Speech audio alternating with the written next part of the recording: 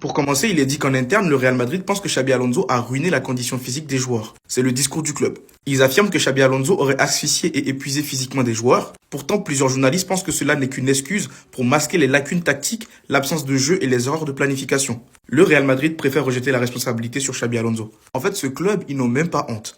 Tout ce qui est problème physique et problème d'épuisement existait bien avant l'arrivée de Xabi Alonso. On a bien vu la dernière saison de Carlo Ancelotti. Les joueurs n'arrivaient plus à courir. Et au lieu de se poser la bonne question de savoir pourquoi tout ça arrive aujourd'hui, est-ce que d'un côté ce n'est pas eux les fautifs, à force de faire des mercatos caducs, des castings bizarres? Et en fait non, ils ont préféré rejeter la faute sur un entraîneur qui, lui, lors de son passage, a essayé de changer un peu les choses. Mais ça, on le sait tous, c'est pour manipuler l'opinion publique. Mais ça ne marchera pas. Dans tous les cas, on l'a vu. Les supporters au Bernabéu ne sont pas cons, ils ne sont pas dupes. Raison pour laquelle ils ont copieusement sifflé.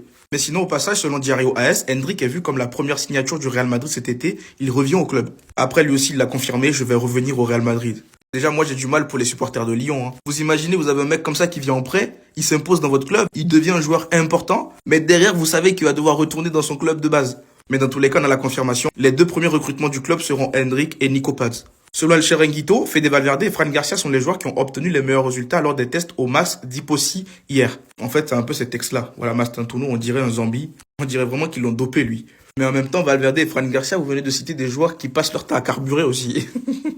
Et pour terminer, au club, il est mal vu que les joueurs changent autant de postes. L'autre jour, avec deux latéraux gauche disponibles, c'est Camavinga qui a joué à ce poste. Pendant ce temps, Florentino Pérez a bloqué le départ de Fran Garcia. Le CSC monumental. Le Real Madrid a toujours été le club qui bricole. Le club qui fait changer de poste aux joueurs. Et ça ne date pas d'hier, ça ne date pas d'aujourd'hui. Ça date bien d'avant. Quand tu vois déjà des Carlo Ancelotti qui bricolaient avec du Tchouaméni en défense. Valverde latéral, attaquant. Bon, ailier droit. Camavinga déjà à gauche. Bellingham faux neuf.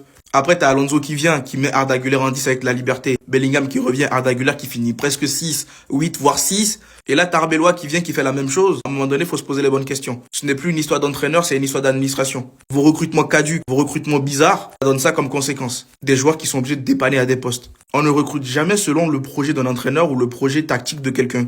Il faut toujours qu'on ramène des joueurs qui font parler, voilà, c'est tout. Mais sinon, dites-moi ce que vous en pensez dans les commentaires. Et surtout, pour nous réel peu, c'est ce qu'il vous reste à faire.